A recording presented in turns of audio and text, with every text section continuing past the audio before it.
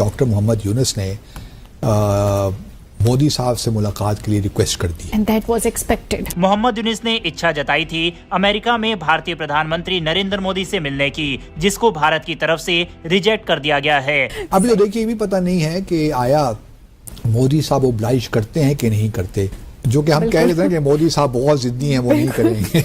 India एक के बाद एक हथौड़ा जो है बांग्लादेश पे बरसा, साथ ही से बांग्लादेश के लिए एक बहुत बड़े झटके के तौर पर देखा जा रहा है। भारत ने बांग्लादेश की पनिशमेंट शुरू कर दी है।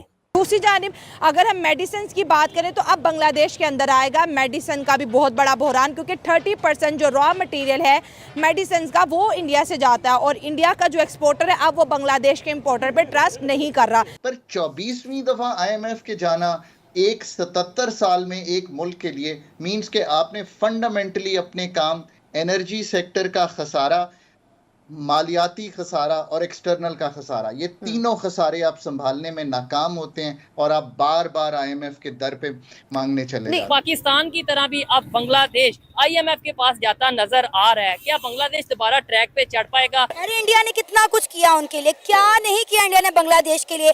बिजली बांग्लादेश में सारी इंडिया से आती थी। सो बांग्लादेश कंग्लादेश बनने जा रहा है और उसकी जो इंडस्ट्रीज है बड़ी तेजी से जो है निकल के इंडिया की तरफ जा रही है। न्यूयॉर्क में मोदी साहब भी होंगे, ये भी होंगे और शहबाज शरीफ साहब। हम एजेंडा की बात कर सकते हैं। झटका लगा दी है और Indians are very happy on this. Why Indians are happy? नमस्कार दोस्तों, नमो राष्ट्रवाद में आपका स्वागत है। बांग्लादेश की पनिशमेंट अभी खत्म नहीं हुई है, बल्कि वो पनिशमेंट और बढ़ेगी और लंबे टाइम तक चलने वाली है। भारत सरकार का कोई मूड नहीं है, मोदी जी का कोई ऐसा मूड नहीं है कि वो बांग्लादेश को माफ करने वाले हैं। जिस तरह से बांग्लादेश में हिंदुओं के साथ अत्याचार हुआ था, उन पे हमले हुए थे, भारत को लेकर जिस तरह से बयानबाजी हुई थी, उसके बाद इंडस्ट्रीज तो वहां से निकल ही रही थी। भारत ने भी सारी सहायताएं बंद कर दी थी। अब मोहम्मद यूनुस, जो कि बांग्लादेश की अंतरिम सरकार के मुखिया है, वो मिलना चाहते थे मोदी जी से न्यूयॉर्क में, लेकिन उनको बिल्कुल साफ साफ मना कर दिया गया है कि संभव ही नहीं है। मोदी जी का जो कार्यक्रम है बहुत ही बिजी शेड्यूल है और उनके पास समय ही नहीं है मोहम्मद यूनुस से मिलने का। अब मोहम्मद यूनुस ये चाहते होंगे कि किसी तरह से कोई सहायता मिल जाए, ताकि ये जो परेशानी खड़ी हुई है, बांग्लादेश की इकोनॉमी जो बहुत तेजी से नीचे गई है और बांग्लादेश जो बांग्लादेश बनने के रास्ते पे चल रहा है, इसे रोका जाए। पर भारत सरकार कोई मदद देने में कोई इंटरेस्ट नहीं रखती है। आप इसके बारे में क्या सोचते हैं? क्या भारत सरकार को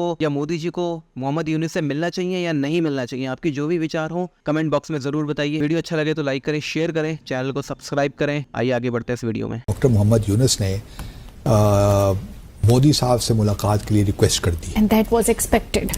जो कि हम कह रहे थे कि मोदी साहब बहुत जिद्दी हैं, वो नहीं करेंगे। तो ये भारत की मीडिया की खबर है, मुझे नहीं मालूम, डिनाई किसी ने नहीं की। बांग्लादेश ही मैंने कोई डिनाई नहीं देखा। इसका मतलब ये है कि कुछ प्रोसेस चल रहा है कि मुलाकात किस तरह अरेंज करें, क्योंकि न्यूयॉर्क में मोदी साहब भी होंगे, ये भी होंगे और शहबाज शरीफ साहब। हम एजेंडा की बात कर सकते हैं। नहीं, एजेंडा सेपरेट एजेंडा की बात हो सकती है, सिर्फ फरीकी एजेंडा की बात अभी नहीं है। अभी तो देखिए, ये भी पता नहीं है कि आया मोदी साहब ओब्लाइज करते हैं कि नहीं करते डॉक्टर यूनुस को। कर लेंगे आपके ख्याल में? अगर कर लेंगे तो अच्छा हो जाएगा। आपके ख्याल से? नहीं, मेरा भी ख्याल करना चाहिए, क्योंकि अगर वो चाहते हैं कि ये मसाइल खत्म हो, लेकिन इसमें और बहुत सी कॉम्प्लिकेशंस आ गई है ना। दूसरी जानिब अगर हम मेडिसिन की बात करें तो अब बांग्लादेश के अंदर आएगा मेडिसिन का भी बहुत बड़ा बहरान, क्योंकि 30% जो रॉ मटेरियल है मेडिसिन का वो इंडिया से जाता है और इंडिया का जो एक्सपोर्टर है अब वो बांग्लादेश के इंपोर्टर पे ट्रस्ट नहीं कर रहा, क्योंकि उन्होंने जिस तरह से एंटी इंडिया के नारे लगाए। तो इंडिया एक के बाद एक हथौड़ा जो है बांग्लादेश पे बरसा रहा है और जब तक बांग्लादेश ऐसे लगता है कि इंडिया से ताल्लुकात बेहतर नहीं करेगा, तो इस तरह के जो बड़े बड़े जो धचके हैं वो बांग्लादेश की इकोनॉमी को लगते रहेंगे। सो अवाम की तरफ बढ़ते हैं और जानते हैं उनकी। 1971 में हमसे डिवाइड हो गए, जिसमें हमारे फैक्टर भी शामिल है। अभी जो करंट सिनेरियो की आप बात कर रही हो, वो हसीना वाजिद की गवर्नमेंट का जो है ना डाउनफॉल हो गया, जो शेख मुजीबुर रहमान की ये लेगेसी है। तो ये लोग जो है ना उनके हुकूमत गिर गई, तो इसका सबसे बड़ा फायदा जो है ना जो उठा रहा है वो है बेनिफिट, जो बेनिफिशरी जो है ना वो इंडिया है। वो कैसे बेनिफिशरी है? क्योंकि उधर जो है ना स्टूडेंट सड़कों पे आए, सड़कों के नारे लग रहे, स्ट्रीट में जो है ना प्रोटेस्ट चल रहे।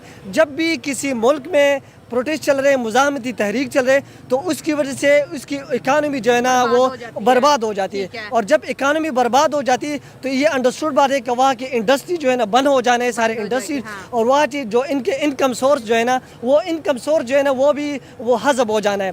और ये इंडिया को ये भी पता था कि हमारी एशिया में जो है ना पाकिस्तान का नरेंद्र मोदी ने कहा था कि पाकिस्तान खुद बहुत अपने मौत जो है ना मर जाएगा, और उनको पता था कि आहिस्ता आहिस्ता जो है ना बांग्लादेश जो है ना ऊपर जा रहा है, इसकी इकानमी जो है ना बूस्टअप हो रही है, और ये यूरोपियन कंट्रीज के साथ बाकी ममालिक के साथ अच्छे ताल्लुकात बना रहे। तो ये होना ही था, क्योंकि जिस तरह से उन्होंने इंडियन को टारगेट किया, ठीक है, वहाँ के लोगों को मारा पीटा, और अब इंडिया तो अपना रिएक्शन दिखाएगा ही दिखाएगा। और आज जिस तरह से योगी जी की इतनी बड़ी स्टेटमेंट आई है बांग्लादेशियों के लिए कि जो वहाँ पर फैक्ट्रीज वगैरह बंद कर रहे हैं तो और कहीं ना जाएं, दोबारा इंडिया में आके इन्वेस्ट करें, वहाँ पर अपनी फैक्ट्रीज लगाएं। उत्तर प्रदेश उन्होंने उनको दे दिया कि यहाँ पर आप आके लगाएं।